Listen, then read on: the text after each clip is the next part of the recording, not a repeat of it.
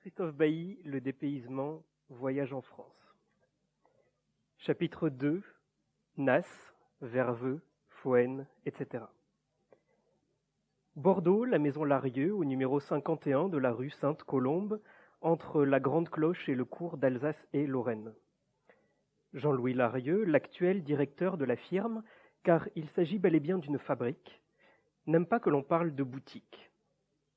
C'est comme cela, pourtant, que, par des objets présentés derrière des vitrines donnant sur la rue, s'annonce cette maison et que se manifeste le pouvoir qu'elle a d'arrêter le passant.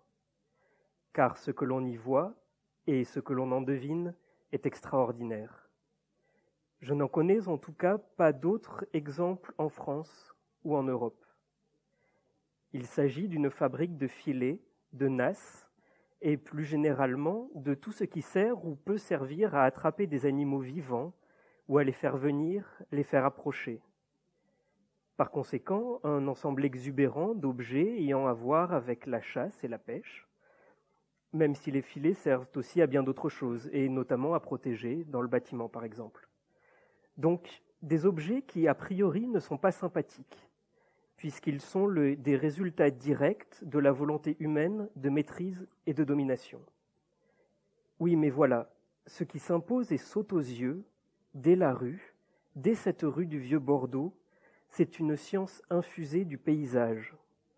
Ce sont des procédures de ruse et de lecture, ce sont des affects presque inconnus et secrets, liés à des lieux éprouvés comme des territoires et parcourus depuis des siècles. Appâts imitant la grive, la caille ou le sanglier, filets à papillons, cordages, épuisettes et autres outils pour la pêche à pied, mais surtout filets et nasses de toutes tailles et de toutes sortes, à grande ou à petite maille, extensibles, souples, articulées. Soit pour la pêche et rien que pour elle, du côté des filets, les tramailles, les araignées, les seines, les carlets, les éperviers, et du côté des nasses, par-delà la carafe à goujon au cul troué dont les petits poissons ne savent plus sortir, qui est comme un degré zéro de la nasse, toutes sortes de variantes adaptées à telle ou telle espèce. On n'attrape pas les anguilles comme les lamproies ou les seiches. Et surtout, les verveux, qui sont des nasses articulées de plusieurs mètres de longueur. Suspendus au plafond du magasin, ils sont comme de souples sculptures mathématiques, objets aériens voués au fond de l'eau, qui pourraient avoir leur valeur en eux-mêmes, mais qui ne sont que des serviteurs zélés et silencieux de l'intelligence rusée, de la métisse, et d'une métisse paysanne appariée à un paysage qui est plus ou moins celui des environs de Bordeaux. Car même si la maison et le magasin, avec une usine dans le Finistère, rayonnent sur toute la France, voire au-delà, il reste que ce que déploie cette manufacture de filets pluriséculaires, avec toute son histoire et ce qu'elle comporte de légendaire, c'est d'abord une connaissance ancrée à des terres proches et connues, 1000 fois arpentées, dans lesquelles l'eau douce n'est jamais loin de la mer, la Gironde, qui n'est plus la Garonne et pas encore l'océan, étant l'estuaire et le sas de cet équilibre. Mais le récit des filets, des nasses et des verveux est avant tout celui d'un infini de la structure, où la répétition des mailles vient écrire dans l'espace des formes qui sont comme des tentatives, à partir des solides, d'imiter les fluides. Pour parler de ceci, Salomon de Cos, au début du XVIIe siècle, il y a une rue à son nom à Paris, le long du square des Arts et Métiers, donna à son livre un titre merveilleux, Les raisons des forces mouvantes. Or, ce sont bien ces raisons dont il s'agit, et ce sont ces forces qu'il a fallu reconnaître et mesurer pour que chacun de ces filets ou chacune de ces nasses rencontre l'exactitude de sa forme. D'un monde de rivières lisses, aux courants secrets, aux fraîcheurs enchâssées, s'élève, via ces structures immergées, le chant du mathème, et l'on pense forcément en contemplant ces résilles de lignes souples ou tendues, à la perspective, à cette sorte de nasse aussi par laquelle les peintres ont cherché autrefois à capturer le visible. Même paradoxe d'un parallélisme convergent, même volonté d'emprise, même jeu de cache-cache, même espoir de saisie. Et ce que raconte ce voisinage, c'est peut-être d'abord l'inanité de ce qui divise les opérations humaines entre un versant manuel et un versant intellectuel. La métisse, selon son concept grec, étant ce qui réunit justement les deux versants en un seul et unique pli dont la main serait la pliure. Il ne s'agira pas de tracer une équation pure et simple entre la grille géométrique d'un tableau utilisant la perspective et la forme d'une nasse en plaçant le poisson-proie exactement au point de fuite, mais de dire, plus simplement, qu'il y a sans doute, dans ce que les Italiens appelèrent la progettazione, quelque chose d'un universel, c'est-à-dire un espace où l'on peut librement faire bouger des curseurs et faire varier les surfaces d'application. Du côté de l'eau et des forces mouvantes, cet espace devient celui d'une perspective souple ou flottante, et cela produit pour l'esprit un très important dessin. C'est cela que l'on peut voir ou deviner à travers les vitrines de la maison Larieux.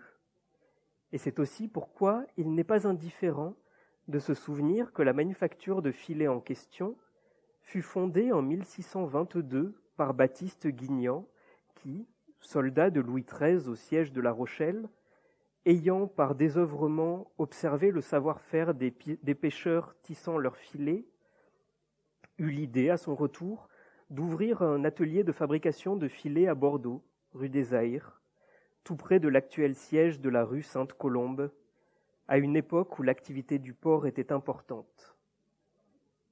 Avec cette date, l'on se retrouve tout près de Salomon de Causse, tout près aussi de la grande filature perspective.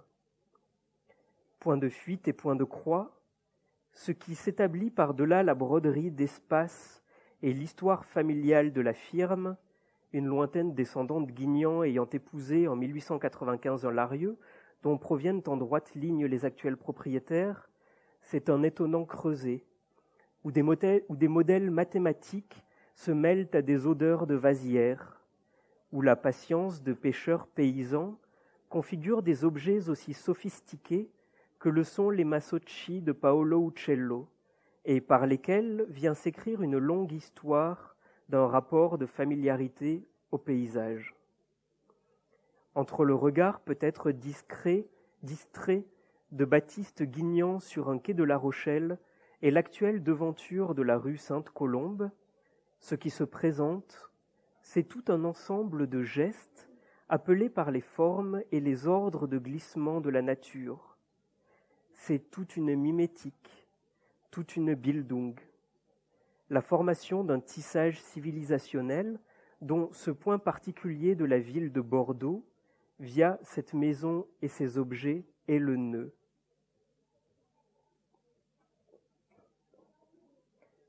Des bancs de petits poissons argentés filant à toute allure, des replis d'eau lente protégés des courants, des accélérations tournoyantes, des passages à vide et des effets de siphon, des reptations d'écrevisses et le sable de l'estran griffé par les phoènes, ces sortes de petites fourches pour dénicher les coquillages, des bourriches ou des paniers pleins d'éclats humides miroitant au soleil. C'est tout cela. C'est le frémissement vivant du paysage qui est incorporé à la sensation que l'on éprouve en franchissant la porte du 51 rue Sainte-Colombe. Je me souviens des 3 saumons entrecroisés entourant les initiales LF et surmontés d'une couronne qui sont l'emblème de la maison. Du sol en parquet, du magasin avec les filets prêts pour la livraison, emballés dans des sacs de plastique transparents portant une étiquette. Du petit bureau, derrière la paroi vitrée, assez encombrée. Une maquette de tonnier dont les voiles bleus et rouges passés se voient depuis l'extérieur, un plan de Bordeaux et une carte de France, parmi des vieux classeurs type études de notaire et de modernes mais non flambant neufs ordinateurs. De la matière des cordages, celle odorante, du chanvre, du lin ou du sisal, et celle, colorée ou luisante, des tressages synthétiques, nylon, polyéthylène, polyamide. Je me souviens aussi de la cravate au nœud défait, de l'aimable propriétaire des lieux, n'hésitant pas à faire de brèves démonstrations au rayon des appôts. Et enfin, du catalogue de la manufacture, qui est d'abord un catalogue de noms, et du voisinage si étroit qu'il révèle entre toutes cette science halieutique ou chasseresse et la cruauté, puisqu'on y trouve non seulement des filets, mais aussi des pièges à mâchoires et des collets, conformément à cet inextricable et mystérieux lien de la campagne au sang, qui simultanément effraie et fascine, et dont d'ailleurs toute la science que le magasin véhicule est le fruit. Grande est l'étendue de sensations qui va de la beauté mathématique des grandes nasses suspendues à la vision de ligaments broyés dans les pièges. Mais telle est, et doit être sans doute, la mesure selon laquelle un pays est connu et s'éprouve. Non à la façon d'un paisible répertoire de souvenirs et de coutumes, mais à celle d'une pelote complexe et enchevêtrée où époques, affects et dimensions s'entremêlent, comme ici le font le chanvre et le nylon, la petite épuisette et le grand carrelé, l'émerveillement et l'effroi. De telle sorte qu'en ressortant dans la rue, en plein centre de Bordeaux, on s'éprouve un peu différemment dans cette ville. Remis au côté sanglant de la quête pour la nourriture, à un monde d'impitoyable chasse, et levant la tête vers les immeubles, souvent très beaux de ce quartier, on ne peut que faire le lien et se répéter la leçon de Walter Benjamin lorsqu'il constatait que les grands témoignages de culture étaient aussi des documents de barbarie. Leçon qui défait à sa base l'idéologie du progrès continu, ethnocentré, mais dont il faut répercuter l'effet de surprise pour qu'elle demeure efficace. Car rien n'est moins barbare, cela va sans dire, que la rue Sainte-Colombe, surtout qu'elle s'ouvre en une sorte d'ouïe ou de nasse, que l'on n'a pas été jusqu'à baptiser place, mais qui en a tous les aspects, à commencer par la terrasse du café des Frères Apollinaires, où l'on peut, en saison, s'installer et boire un verre de vin ou n'importe quoi d'autre. Mais comment boire n'importe quoi d'autre à Bordeaux ? La forme de la rue, qui s'entr'ouvre juste après la devanture brun-rouge de la maison Larieux, est due, semble-t-il, au fait qu'elle recouvre le contour de l'ancienne église Sainte-Colombe, dont elle tire son nom, mais dont ne reste rien d'autre que cette forme, lointaine empreinte urbaine, marquée dans le réseau de ce dédale étonnamment vaste, déployé derrière la succession des façades longeant la Garonne, et qui, des Chartrons à Saint-Michel, semble égrener toutes les manières d'habiter ou de faire la ville, de la plus austère compacité bourgeoise à l'improvisation bigarrée d'un quartier d'arrivants, autrefois espagnol, aujourd'hui maghrébin. Mais il s'agit là d'une autre histoire, celle de Bordeaux, avec tous ses récits oubliés en cours ou à venir. Un monde, une ville entière, c'est-à-dire cette immensité que l'on peut toutefois, par l'entremise d'un plan, tenir dans ses mains, la toponymie déclenchant dès lors le roman au lieu de le calmer, allée de Tourny, rue Judaïque, rue de Cursol, rue Esprit des Lois, pont de Pierre. On dirait, et c'en sont parfois, des noms de stations, et tout pourrait glisser à partir d'eux, s'en aller dans des lointains où seraient convoqués, autant que les natifs, les grands exilés qui trouvèrent là refuge, Hölderlin et Goya. Mais le propos ici, il faut presque que je me le rappelle, était tout autre. Un lieu, rien qu'un seul lieu. En pleine ville, une officine de campagne, un conservatoire de pratique, une fabrique. Chapitre 3. le Basacle. Une fabrique. C'est ce que serait peut-être le Basacle, cette sorte de barrage placé entre le pont Saint-Pierre et le pont des Catalans à Toulouse, là où la Garonne, formant une ample courbe, semble infiniment s'élargir. Barrage à moulins autrefois, il alimente aujourd'hui une petite centrale hydroélectrique ouverte aux visiteurs, où a été aménagée une passe à saumon accompagnée d'un observatoire d'où l'on peut supposément les voir. Toulouse après Bordeaux, c'est un autre monde.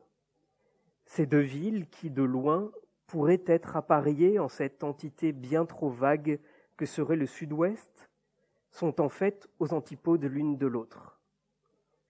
Parler de Toulouse à Bordeaux est comme une faute de goût, et de Bordeaux à Toulouse quasi un affront. Il n'y a pas de haine, mais les deux villes s'ignorent ou préfèrent s'ignorer, c'est plus simple. Rien de commun entre la brique et la pierre, ou entre le fond terrien qui imprègne Toulouse et la touche d'air marin qui passe à Bordeaux. Et pourtant, c'est le même fleuve qui traverse ou longe les deux villes. C'est la proximité au même pays, l'Espagne, qui colore leur histoire. Mais mon sujet, ici, est justement le fleuve. Le fleuve qui, descendant des Pyrénées pour aller rejoindre l'océan par un grand estuaire, relie les deux villes, quoi qu'elles en aient. Une logique halieutique, ou celle des forces mouvantes, en tout cas ce qui correspond au savoir des saumons, qui est immense. Je m'explique. La vie des saumons forme un cycle qui s'étend sur des années et qui les conduit de leur zone de frai, placée en altitude, tout en amont des rivières, jusqu'à la haute mer, très loin, à des milliers de kilomètres de leur lieu de naissance, pour les ramener avec une précision sidérante au lieu même où ils sont apparus, où ils n'auront plus qu'à mourir en déposant des œufs d'où naîtra un nouveau cycle, et ainsi de suite, sans fin. On a découvert assez récemment que c'était le développement exceptionnel de leur faculté olfactive qui permet aux saumons de retrouver infailliblement le recoin précis de torrents où ils avaient vu le jour. Il reste que cette extraordinaire mémoire et que cette énergie déployée pour remonter, malgré les obstacles, le cours des rivières jusqu'au lieu de leur mort, qui est aussi celui de la renaissance et de la continuité de l'espèce, fascine. L'extrême régularité de ce cycle, qu'il faudrait décrire avec plus de précision, car la descente elle-même, aménagée en paliers correspondant aux tailles successives des poissons, et donc à des besoins nutritifs évoluant avec l'âge, est, elle aussi, fascinante. Comme toutes les régularités et les circularités de la nature, pour autant qu'on s'y arrête, donne le vertige. Là où ce que l'on condensait autrefois dans la notion d'instinct semble régner de façon absolue, et se dégage pourtant une impressionnante sensation de liberté non errante. Et la pensée peut suivre. Si les poissons sont libres, ou si, munis d'un savoir, ils forent continuellement leur intention, qui est comme un fatum, l'énergie dépensée par la vie produisant des sillages, des chemins réguliers, où n'ont plus qu'à se tenir, tranquilles et inquiets, les prédateurs. Ours, qu'on voit d'un coup de patte interrompre brusquement le long cycle des saumons, ou hommes. On le sait, la plupart des saumons consommés aujourd'hui, et ils s'en consomment énormément, et spécialement en France, c'est un trait d'époque, sont des poissons d'élevage. Mais l'existence de saumons sauvages en haute mer et davantage encore à l'intérieur des terres, selon la capillarité des chemins d'eau douce, change la donne et modifie l'appréhension que l'on a du paysage. C'est pourquoi, j'y reviens, la passe aménagée en pleine ville, au Basacle, à Toulouse, pour que les saumons, et aussi les aloses, les truites, les anguilles, puissent descendre ou remonter la Garonne, crée une ouverture, un évidement. Appel d'air à même l'eau, commandement de bulles, envoi. Et d'autant plus que c'est aménagé de telle sorte que l'on puisse descendre sous le niveau de l'eau et, à travers un épais hublot, voir ce qui se passe ou ce qui passe. Rien, la plupart du temps. Rien que l'action, directe et palpable, des forces mouvantes, c'est-à-dire une projection ou un tournoiement incessant de bulles, mais suspendu à l'idée qu'il pourrait bien y avoir là, quelques jours, un passage. Il y en a tout de même d'avéré, un conteur en témoigne, ce qui a pour effet de transformer la passe en une sorte d'atelier contemplatif, poste de guet où l'on s'attend à voir passer, et seulement passer, du vif argent, des sujets réels, mais où l'on est d'abord assis devant des idées, dans le plan d'immanence d'une venue qui s'étoile en nuages de bulles.